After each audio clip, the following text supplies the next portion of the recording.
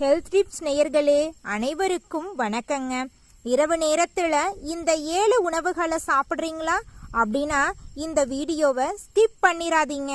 நம்மில் பலர் தினமும் இரவு சாப்பிடும் சில உணவுகள் நம்மளுடைய தூக்கம், செரிமானம், ஒட்டுமொத்த ஆரோக்கியத்தை பாதிக்கக்கூடும். அதனால தான் இன்று இரவு நேரத்தில் தவிர்க்க வேண்டிய 7 முக்கியமான உணவுகள் என்னென்ன அப்படிங்கிறத பற்றி இந்த பதிவில் நம்ம விரிவாக தெரிஞ்சுக்க போகிறோங்க. ஹெல்த் டிப்ஸ் நேயர்கள் அனைவருக்கும் வணக்கங்க. நம்மில் பலரும் இரவு நேரத்தில் சாப்பிடும் உணவுகளுக்கு அதிக முக்கியத்துவம் கொடுக்கறது இல்லைங்க. பசிக்குது, ஏதாவது சாப்பிட்டா போதும் அப்படின்னு நினச்சி தூங்குறதுக்கு கொஞ்ச நேரத்துக்கு முன்பாகவே சில உணவுகளை சாப்பிட்றோம்.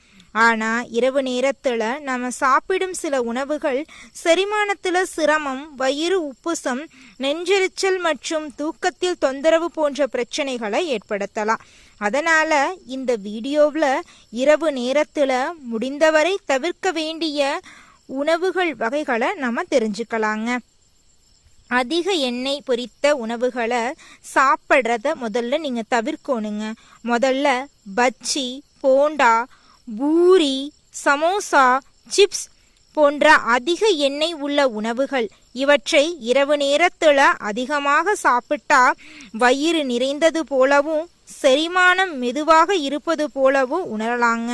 அதனால் இரவு நேரத்தில் எண்ணெயில் பொரித்த உணவுகளை அடிக்கடி சாப்பிட்றத தவிர்ப்பது ரொம்பவும் நல்லதுங்க.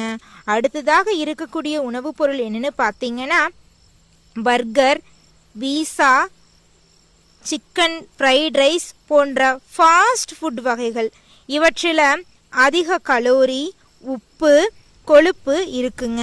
குறிப்பாக தூங்குறதுக்கு மிகவும் அருகில் இவற்றை சாப்பிடாம இருக்கிறது ரொம்பவும் நல்லதுங்க.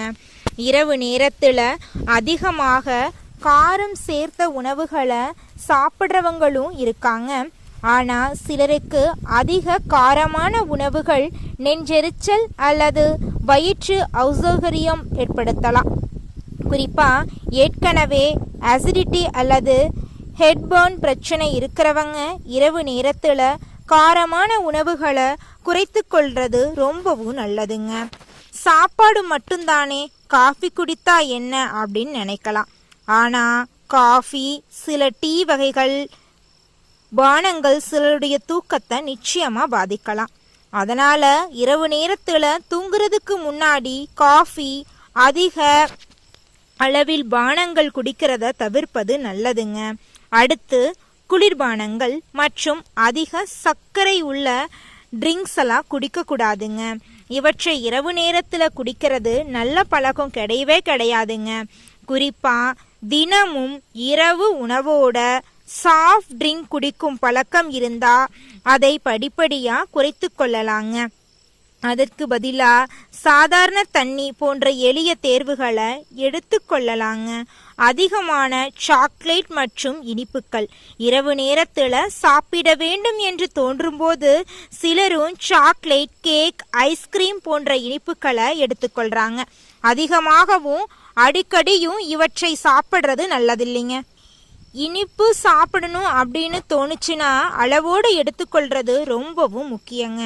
தூங்குறதுக்கு முன்னாடி மிகப்பெரிய அளவு உணவு கூடவே கூடாதுங்க. இது மிகவும் முக்கியமான விஷயங்க. உணவு ஆரோக்கியமாக இருந்தாலும் தூங்குறதுக்கு சில நிமிடங்களுக்கு முன்னாடி வயிறு நிறைய சாப்பிடுவது அசௌகரியத்தை ஏற்படுத்தலாம். அதனால் இரவு உணவை முடித்துவிட்டு உடனே படுக்காம முடிந்தவரை சிறிது இடைவெளி விட்டு தூங்கச் செல்லுங்க. அப்படியானால் இரவு என்ன சாப்பிடலாம்? இரவு உணவு மிகவும் ஹெவியாக இல்லாமல் உங்கள் உடலுக்கு ஏற்ற சமச்சீரான உணவை அளவோடு எடுத்துக்கொள்ளலாங்க.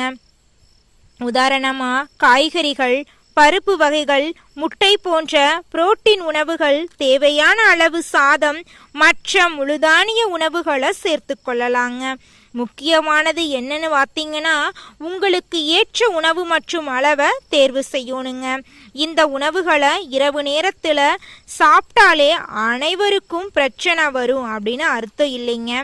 ஒவ்வொருவருடைய உடலும் வேறுபட்டது. உங்களுக்கு குறிப்பிட்ட உணவு சாப்பிட்ட பிறகு அடிக்கடி நெஞ்செரிச்சல், வயிற்று வலி, செரிமான பிரச்சனை ஏற்பட்டா அந்த உணவை குறைச்சு, தொடர்ந்து பிரச்சனை இருந்தா மருத்துவரிடம் ஆலோசனை பெறது ரொம்பவும் நல்லதுங்க.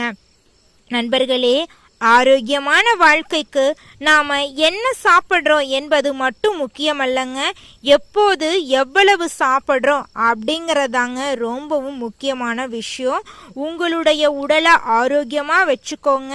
நிச்சயமா உங்களுடைய உடல்ல எந்த ஒரு பிரச்சனையும் வராதுங்க. நம்ம சாப்பிடக்கூடிய உணவுகளில் தாங்க நம்மளுடைய உடலின் ஆரோக்கியமே இருக்குதுங்க. நம்மளுடைய வாழ்க்கையின் எதிர்காலமே உணவுகளில் தாங்க அடங்கி இருக்கு. அதனால நீங்க சாப்பிடக்கூடிய உணவு சுவைக்காக மட்டும் சாப்பிடாதீங்க. அந்த உணவு ஆரோக்கியமானதான்னு பார்த்து எந்த உணவு நல்லதோ அதை தேர்ந்தெடுத்து சாப்பிடுங்க. ஆரோக்கியமா வாழ்க்கைய வாழுங்க. இந்த வீடியோ பதிவு உங்களுக்கு பிடிச்சிருந்தா லைக் பண்ணுங்க. மறக்காம உங்களுடைய உறவினர்கள் மற்றும் நண்பர்களுக்கு ஷேர் பண்ணுங்க. நம்மளோட சேனலை சப்ஸ்கிரைப் பண்ணி வச்சுக்கோங்க. பக்கத்தில் இருக்கக்கூடிய ஆளுங்கிற ஆப்ஷனை கிளிக் பண்ணி வச்சுக்கோங்க.